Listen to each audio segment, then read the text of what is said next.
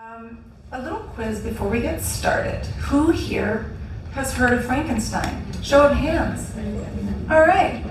Who here has heard of Mary Shelley? All right. What about poet Percy Shelley? All right, we're dwindling. What about Clara Claremont? Right. You are not alone. You're in good company. But after tonight, you'll know who she is. I'm going to share a little bit about me and a little bit how I came to write Love and Other Monsters, and then I will open it up for questions. And when we do questions, you can ask me questions about Lioness of Boston, my writing practice, my 4 children, whatever you want to ask me about, my giant dogs, which the publisher used to joke are the size of lions, also kind of true. Okay. So as you heard, I grew up half in London and half in Boston, where I now live with my 4 kids. We live out in Newton with my spouse. And I write in many different genres. So this is my 25th book. And poetry was actually my first love, and my first published pieces were all the way back in high school, and those were poems that were published in the Boston Globe and things like that. I write a lot about family, food, loss, the natural world, and the nature of memory in all the genres that I write in, which includes poetry, adult fiction, nonfiction, young adult fiction, memoir, a cookbook, I used to be a chef, essays, screenplays. But it's actually funny because right now, if you look according to the online world, I have another book that's recently come out, and it's The Complete Guide to Canine Pancreatitis. I have not written that book. That's a different Emily Franklin, but somehow the computer world thinks that we're one and the same. So I do love writing in multiple genres, and I can speak to that a little bit later if people want to hear more about it, but that's really a stretch for me. So Love and Other Monsters. It's historical fiction, and as I said, it was published just a handful of days ago. So this is really like an early event for me. In 2009, I read an article in the New York Times. It was an op-ed written by somebody you may have heard of him. His name is Guillermo del Toro, who has the new Frankenstein movie. He wrote an op-ed with writer Chuck Hogan called Why Vampires Never Die. And when I read the article, he was focused mainly on the mythical monsters. I was really captivated by the story, right? You have some very big name literary folks all huddled together in a lakeside mansion on the shores of Lake Geneva during a dark and stormy summer. And we know that in those summer months, these famous people created masterworks of art. Frankenstein, the modern vampire, and all of this romantic poetry that's still taught and read today. And of course, Guillermo del Toro was fascinated by Frankenstein, which is why he devoted so much time to making his recent adaptation. People are asking if he and I are very good friends because I've timed this book to come out with his film. We are not good friends yet. Maybe we will be. But his op-ed in 2009 mentions Mary Shelley, her fiancé Percy Shelley, celebrity writer Lord Byron, and his personal physician John Polidori. So in 2009, I was captivated, as I said, and I went to read a little bit more about that gathering. And here's what was a little odd. There was somebody else there that summer. In fact, this person was at the center of the group and was intimately connected to every person I just named. And she was actually the one who brought them all together. This person was Clara Claremont. She was Mary Shelley's stepsister, Lord Byron's lover, and, this is critical, she became a go-between in Mary Shelley and Percy Shelley's marriage. We know this is true. This is very well documented. And yet, as I dug further into my research, I went back to the 1831 copy of Frankenstein, which is pretty much, if you've read Frankenstein, it's the 1831 version. Frankenstein was published before then, and it was published anonymously, as many books by women were. When it did well, actually when Frankenstein was first published, people attributed it to Percy Shelley. But of course it was Mary Shelley who wrote it. Eventually her name was attached to it, and in 1831, it had done so well, the publisher asked her to write a preface to explain where she got the idea. So Mary Shelley says in her preface, the origin story of Frankenstein is this. How on a dark and stormy, and one might add steamy, night, Lord Byron tells everybody who's huddled together in that lakeside mansion to write a scary story. Mary Shelley goes on to say that, quote, "There were 4 of us there that summer, but there were 5 and we know this." She lists John Polidori, the personal physician of Lord Byron himself, Percy Shelley, and herself, Mary Shelley. Where was Claire? Why would Mary Shelley write Claire, her own stepsister, out of the story? And that became the true starting point for me with Love and Other Monsters. So the real Claire Claremont left behind many journals, but the journal from 1816, the summer that this is taking place, is curiously missing. So my novel seeks to answer who might have stolen that journal or destroyed it and why. So it's a little bit of a mystery. In a radio interview for an NPR affiliate a couple weeks ago, I was asked why I chose to frame the novel the way I did. So it starts with the older Claire. It's like Lioness. So the older Claire is 80 years old. She's looking back on her life. And it goes back to that Kierkegaard idea that life is lived forward but understood backwards. So I really wanted Claire at 80 to be able to reflect on the summer that she was 18, because that's how old she was. All of these people were so young. So Claire is 80 years old at the beginning, and the first line of the novel is, "All love stories are ghost stories waiting to happen." And this is true for the characters in the book, and it's true for us, everybody in this room.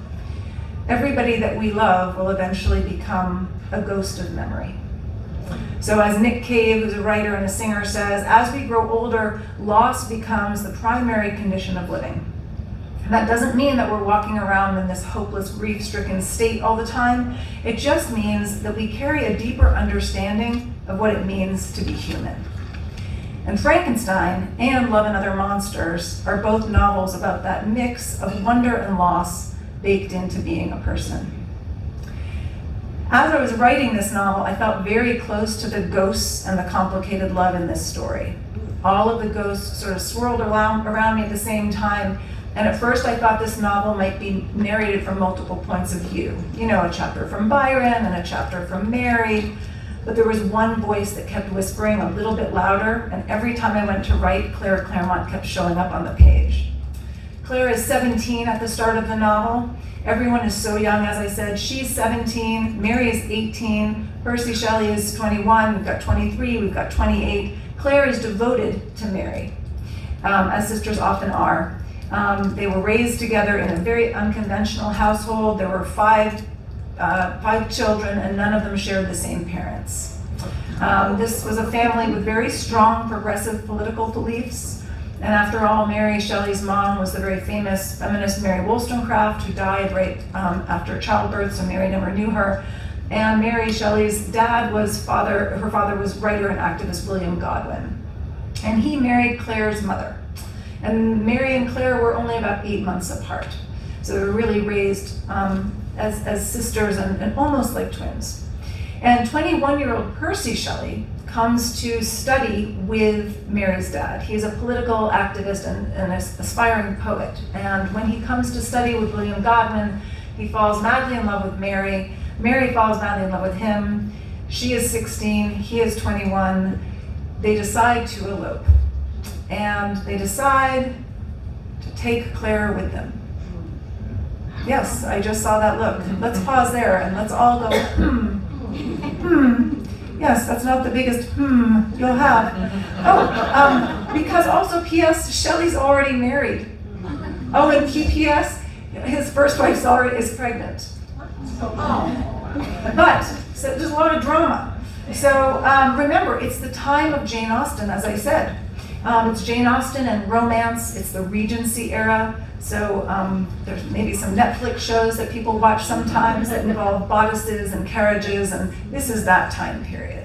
And there's so much tea. Everyone is forever drinking tea. Okay, so here's somebody shout out the name of a very big celebrity. Justin Bieber. Justin Bieber, great. So pretend you write a letter to Justin Bieber. What would you hope would happen? Oh God, I don't know. Paparazzi would leave him alone. Oh, okay. Well, what happened for Claire was she wrote to the biggest celebrity of the time. Not a DM, not a post, not an email. She wrote a quill and ink letter to Lord Byron. Lord Byron was so famous, they called it Byromania. He was so well known, he couldn't do anything or go anywhere. He was just forever being pecked at. And she wrote him a letter. And he was super famous, and he wore breeches. He was very good looking. And this was a man whose talent was only partly eclipsed by his dastardly reputation. He definitely had a reputation. And for Claire, to be fair, it was very common for regular people to write admiring letters to celebrities. And Byron was really no stranger to receiving such fan mail. So when Claire sends him a letter, this is not unusual. But what makes it unusual was this time he wrote back. Something in Claire's words really touched him. She was a beautiful writer. We know this from her surviving letters. Claire and Byron meet. It is electric. He is older, he's gorgeous, he's titled, he's elegant, and she is, in her own words, young and vain and poor. But remember, Claire is also the critical go-between in her sister's marriage to Percy Shelley. They're all living together at this point. So here we have two dashing, respected poets, one a very sexy, famous scoundrel, one a fiery, up-and-coming virtue signaler, and they're both intimately connected to Claire. What could possibly go wrong? It sounds like a solid Jane Austen plot, all grounded in historical fact, and yet, as I learned in my research, it's a bit darker.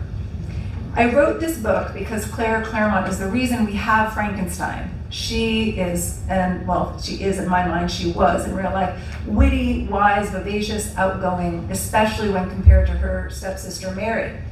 And as I talk about in the novel, when we have siblings or children, everybody is born into comparison, right? Who is more personable? Who sleeps through the night first? Who is more artistic? Who walks first? Who has a bigger temper? Sometimes even who survives. So Claire and Mary have a relationship that toggles between closeness and competition. Claire was raised the way so many girls were, and actually still are, which is to be agreeable. She winds up being manipulated because of this and used, though to what extent she doesn't really quite grasp. And Mary needs Claire. She relies on her for childcare, for companionship, to fill in for her in her relationship with Shelley. So Mary needs Claire, but she also resents her. Mary has, in some ways, created Claire. She feels ownership over her sister, and yet doesn't like when Claire begins to have a life of her own. Does that sound familiar? Yes, I'm talking about Frankenstein. And I'm also talking about parenting. And I'm also talking about art. When we make something, it isn't ours anymore.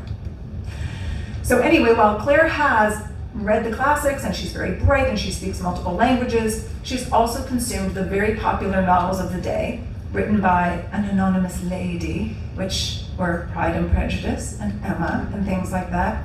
And like many of us who read these novels, they maybe convinced Claire that she might have a big-time romance ahead of her. But as she learns from the very famous Madame de Staël that summer, Madame de Staël was a writer and had these incredible soirees with a lot of American politicians and lots of intrigue. And Claire and Byron go visit her that summer. And Madame de Staël says to Claire, "Men do not change, they merely unmask themselves." Claire brings everyone together in Lake Geneva, Switzerland, in the summer of 1816, and it's a villa that Lord Byron rents. It's very swanky. It's called Villa Diodati. And Claire, who by then is 18, Mary, who's about to be 19, Shelley's 23, Lord Byron's 28, and Lord Byron's handsome personal physician, John Polidori, is 20. Who doesn't travel with their own personal physician, I ask? But he's 20, and they're all young and artistic and brilliant and so famous, so intriguing, that John Polidori scores a publishing contract back in London before they leave. He scores a contract for £500, which is around $80,000 in today's currency. And all he has to do is send gossip pages back to London, reporting on his employer and the entire group. So this basically has the makings for a Jane Austen-inspired Gothic literary reality show, but it really happened. And the villa is on the edges of the lake, and across the lake is a beautiful hotel. And the hotel is sending out what they call gossip boats for their patrons, and they are allowed to go out in the boats to spy on, Byron and his friends on the lawn. You had to pay more for a boat that had really good binoculars.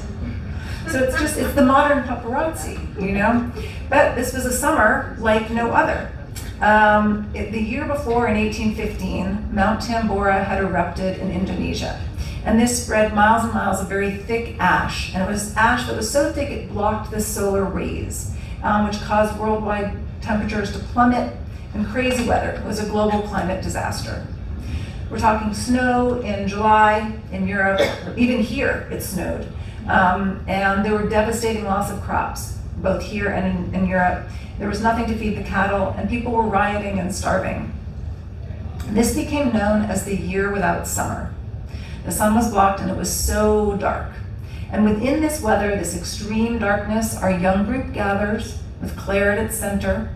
Claire in the novel learns all about the natural world from books in the villa's library, but also from the villa's cook, Elsa, who, if you read The Lioness of Boston and liked Mr. Valentine, Elsa is the Mr. Valentine of this novel. This is her friend on the pages, and she teaches her all about plants and learning to forage. And Claire provides a lot of the food for the people in the book during this extraordinary weather. And on the darkest and stormiest of nights, Byron asks everyone to write a ghost story, a scary story. Mary begins to write Frankenstein. Lord Byron and Shelley write the poetry of the great romantics, all the stuff that we're still reading today. Claire writes stories that are, we don't know, burned, lost, we know she wrote. And Polidori takes fragments of Byron's monster story that he starts and he turns it into The Vampire with a Y. This is the first modern vampire. Until this summer, the vampire existed, and you can see old drawings and sketches, but this was a hunched, ugly creature with long claws. The sort of hot, sexy vampire in a suit that we think of is Byron. So it's sort of fun to sort of see that being created. Love and Other Monsters is about that creation of fake monsters, the monsters on the page, and the monster of making art, and the monsters hiding in plain sight. So for decades and centuries now, academics have leaned into Claire Claremont's defense of the famous men who surrounded her. And it's true that as a young woman, Claremont did stick by these powerful men, as we can see from some of her letters and her surviving journals. But in 2010, that's so recent, right? British researcher and professor Daisy Hay was working in the New York Public Library, and she discovered fragments of a lost memoir that Claire Claremont wrote in her 70s. And in this memoir, Claire wrote, "Under the influence of the doctrine and belief of free love, I saw the first two poets of England become monsters." Love and Other Monsters is about making art and also about the female experience, what it's like to be a girl. An ordinary girl surrounded by an extraordinary group. A group being spied on by the paparazzi of the era, a young woman amidst a group made of people who might act bravely and brilliantly in the political and artistic realm, and yet treat the people right in front of them pretty poorly. This novel also asks us to examine the role of complicity, which is sadly all too relevant. The novel asks if we can adore the art created by people who behave poorly. And it asks who gets to say how or if we're remembered. It's really a novel of love, lust, art, and betrayal. So who took Claire's journal and why? Love and Other Monsters will let you try to figure out the answer to that question. This is Claire Claremont's story, a love story and a haunting ghost story, all about art and memory. I believe that memory helps us find meaning in what we've experienced. Memory is also a form of protest. We don't forget what happened to us. And sharing memories helps us connect with people and can be an act of rebellion. And this is what I tried to do for Claire. So I hope you enjoy the history, the love, the lust, the ghosts, the darkness and light, the fame and fortune, the humor and snark, and the flowers and nature, the survival story of a woman who forged her own path. We know Frankenstein, but Love and Other Monsters is the origin story from Claire's perspective. Who are the real monsters? What was the real love? Claire was determined to make her mark on the world, and though she is forgotten or erased, she changed the world of literature forever.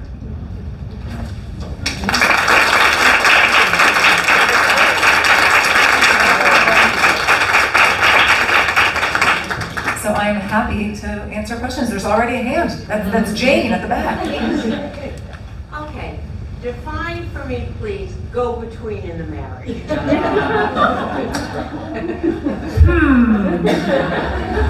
A go-between. So Mary asked Claire to fill in some practical ways. Mary was suffering from, I believe it was postpartum depression.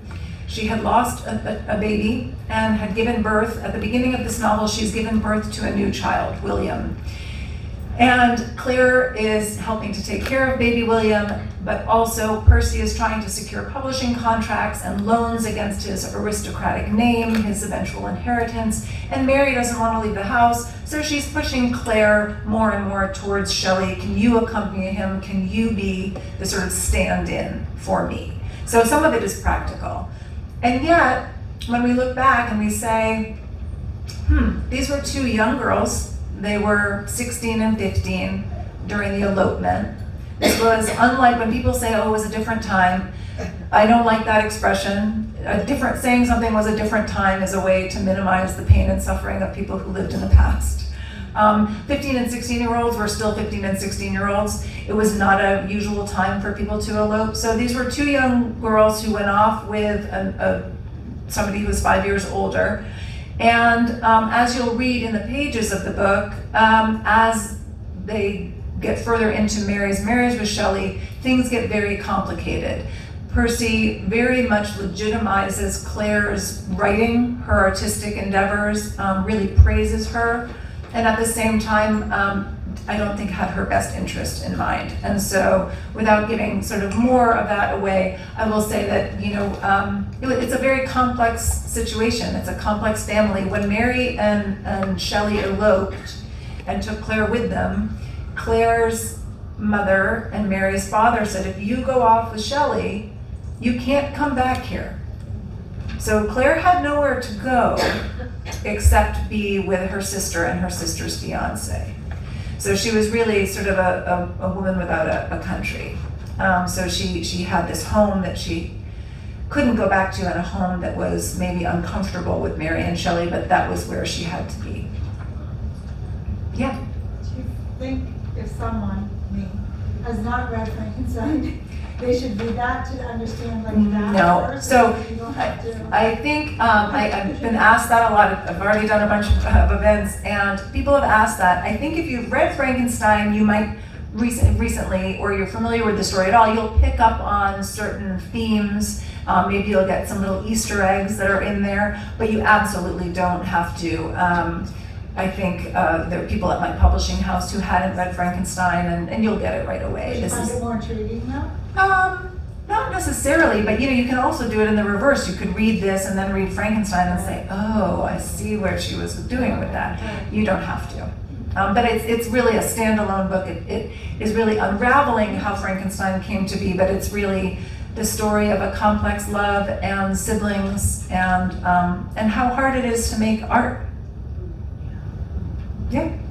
Did you have good historical information on Claire, or like what percentage of the book is sort of historical? What is? Yeah, so just like with Lioness of Boston, I try really hard to do, I love research. I was a very academic kid, and I could research and research and research. I actually have to stop myself from researching.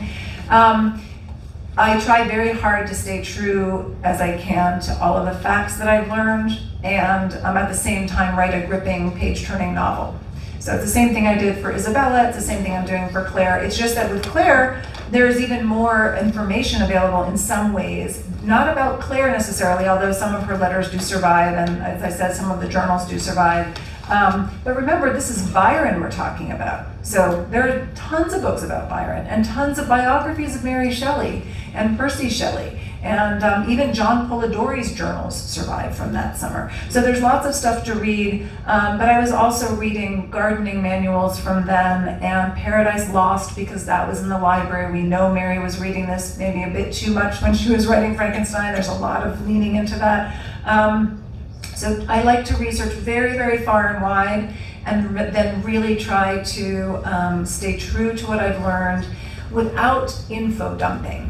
I love learning when I'm reading, but I really don't like to see the machinations and feel like I'm being hit over the head with learning. And so, for example, like I just finished reading a book that I will not tell you the name of, but I wished that the author didn't feel like he had to prove how much he had researched. So every other sentence was the brand name of a thing that was popular in the 50s, which didn't need to be there. An example of this would be, we all sat around watching television, is how the sentence, in my mind, ought to be. That's legitimate. We all sat around staring at the zenith. I don't think so.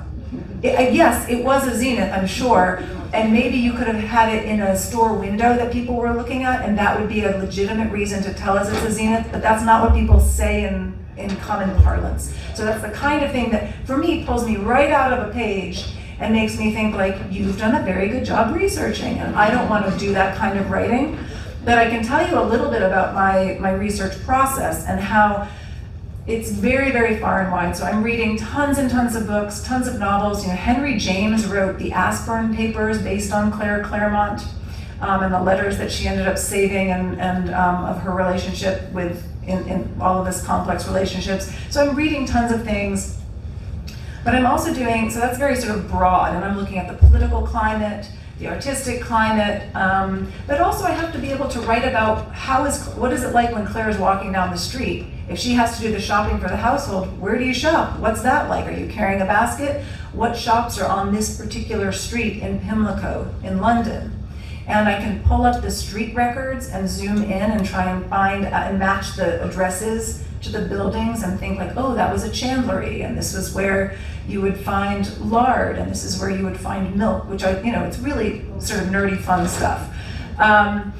But they're also so some of it's very big research and some of it's pretty granular. So as I said, this is my 25th book, and when my kids were younger and I had 4 kids under 8 with no childcare, it was a little bit trickier. Now they're bigger and I have more time, but I still keep my same hours. So I basically this is a very late night for me. This is like I go to bed like a toddler and I wake up like a toddler. And so what I do in the morning is I wake up and I read a chapter in a book, whatever I'm reading, not what I'm writing.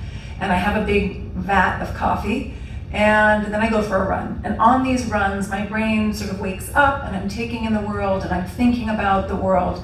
And on one of these runs a few years ago, when I was deep in the heart of writing this novel, I had a ponytail, and it was swinging. And I thought, oh, I like that motion. That's probably the same motion Claire Clairmont would have in her hair when she's walking to the mail carriage. When they're all at Lake Geneva together, she's, not considered a serious artist the way they all are. So they're making her into like the errand girl, like, oh, Claire, go take the post to the mail carriage. And so she does, and I'll just tell you, when it starts to rain a little bit on that walk, maybe one of the letters pops open, and maybe, wouldn't you read it? Claire does. But so, dramatic pause for water. I was thinking about Claire walking to the mail carriage and thinking of the sway of her hair. I'm thinking, as I said, I started life as a poet. So if you liked the language in the Lioness of Boston, the attention to detail, all of the cadence, that's all from poetry. Every word of my novels I read aloud multiple times. I get rid of tiny words. I try to edit down so that it's incredibly smooth, I hope, and really keeps that structure of poetry, even though it's a long format. So I thought, what word would I describe for that? And I thought, oh, metronomic. My hair has a metronomic sway. Okay, nice word, but what if the metronome hasn't been invented yet? Then you can't use it. And I'm very careful with my words, because even when at some point Claire wants to describe everything's covered in ice one morning, and I wanted to say it was iridescent. Well, did I look up iridescent to make sure that not only was it sort of invented, yes, the etymology works out, but then I have to make sure that Claire would know the word. Just because the word is in existence doesn't mean that Claire would use it. But she would, because it was from French, she speaks fluent French, it's fine. You know, her household was very scientific. So metronomes. So I'm on my run and I say to myself when I get home, that's where I'm gonna start my day. I'm gonna look at metronomes. Wouldn't you know, 1815, 1816, that's when they were invented, and I'm thinking, thank you world, this is perfect, it's meant to be. And it suggested a whole scene to me because I knew that Byron, who's meeting them in Switzerland, but he's so famous he can't take the regular route because he just doesn't want to be bothered, guys. Like, everybody's at him. So he goes the long way around and he goes through Belgium. Guess who else is in Belgium? He is a composer you might have heard of whose name is Beethoven. And Beethoven is setting one of Byron's poems to music. And which is phenomenal, of course, because Beethoven is deaf and can't hear it. And Byron talks about this with Claire and with everybody about sort of being locked out of your own art. And he describes the making of the metronome, and he talks about how he's just thought about this new invention. And part of it is, it's so fascinating when you're writing historical fiction to say, like, these were the inventions of the day. The stethoscope that John Polidori is carrying with him to listen to Byron's heart and Shelley's heart. Shelley's a hypochondriac, so he's always having issues with him, everything. The stethoscope was invented in 1816. Another little gift from the literary gods to me. So these are really important things to put in there. When you find out in the scene that the metronome was invented by Johann Melzel, a German, Polidori is the one who shares that with you. And the reason why he does is his character is described as the kind of man who uses knowledge as a form of weaponry. He's the kind of guy who's like, I'm a man and I know things and I am going to tell you about them. So it makes sense that he is giving you the information. He's giving you the zenith, right? That makes sense. But I wouldn't have just done that to say, like, and here's a thing that was invested, and here's a thing that was invented. But it all came back to just me being on my run and being sort of open to the world and open to language, and then deciding to go research and create a scene around it. And then eventually, Claire, upon hearing Byron talk about the metronome and its invention, walks to the mail carriage, and she's an outsider. She's feeling very dejected. She's the errand girl doing this very boring job, while everybody else is back at the house, the villa, making important art. And she's feeling her hair on her neck and saying she could feel the metronomic sway. And that was a new word she learned from listening. So that's the way the scenes sort of unfold. Yeah? When you add a fictional character, or maybe a character that is real, but you cannot do any study on them, is that what you do? Do you create them as like a character first and give them a personality and give them, or does that develop as you write it? I guess a little bit of both. I mean, if I'm gonna put somebody in the book who didn't exist before, so even they hire a nanny in the summer, Elise in this book, she really existed. And when they leave Diodati, she went with them, that really happened. But Elsa, the housekeeper, is sort of an amalgam of a couple of different things. But also, she has to be a counterpoint. We need to have, characters need a friend on the page, but she also needs to highlight something in Claire that's missing. There's a lot of talk in this book about what it means to be a mother, what it means to lose a mother, what it means to be the kind of mother who shows up or doesn't show up, things we get from our parents and that we try to pass on, or that maybe we have trouble internalizing ourselves. At one point, Claire is hearing a critical voice in her head, and she realizes the critical voice in her head is not her own. And whose is it? And sometimes that's one of our parents. And so I guess it's a little bit of both. I'm trying to be very intentional about creating a character that didn't exist. Yeah. I have a question. When you're talking about the research, the original source material, what what's the writing like? Meaning, you look at some of the history, you know, when you're looking at these documents, and it's spidery script, and you know, it's hard to read. So I'm just wondering if you could talk a little bit more about the research you like to do. Oh, I like to, so I'm corresponding with academics in Australia and in England, people who are Shelley scholars or, you know, have written biographies about Mary Shelley, people who have written theses about, you know, all these graduates, theses about the poetry or the men themselves. I'm reading Mark Twain's sort of takedown of Percy Shelley. I'm reading everything. And some of it is spidery script and some of it is not, but you know, some of the spidery script is really important because the poems that were written that summer still exist, and the poems that Percy Shelley dedicated to Claire Claremont, Mary Shelley went back and hand-crossed out Claire's name, and we can see that now. And so I want to see that original because it speaks to a certain desperation, right? There was no whiteout, there was no delete button. But like we can see that Claire's name was there before, you know, or saying that instead of, you know, he had a poem to Constantia singing, and we know that Constantia was Claire, and Mary, you know, tried to edit certain things. So, and even Mary's journals. So when I'm looking back on these journals, I'm comparing it to the academic work that I'm reading because Fiona Sampson, who's a Mary Shelley scholar, has talked about how because of Mary Shelley's very famous parents, Mary knew from a very young age that anything she wrote, even a private journal, would be public viewing. So when we're writing with knowing that it's going to be read publicly, there is an air of untruth, right? What you're gonna write for your own benefit, but if you know I'm reading it, you're gonna change it a little bit. And so there's a lot of decoding that happens, which is actually kind of fun, but it added to the mystery of writing this novel. I'll maybe take like one more question before I wrap it up, but there's a little bit of homework on your chair. I want to talk about something. We have a little bit of homework. Yep, it's that postcard. The postcard I think is stamped, yes.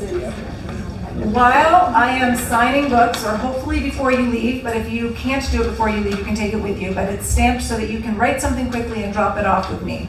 In this age of AI taking over the arts, I am going analog old school. Right, you did analog too.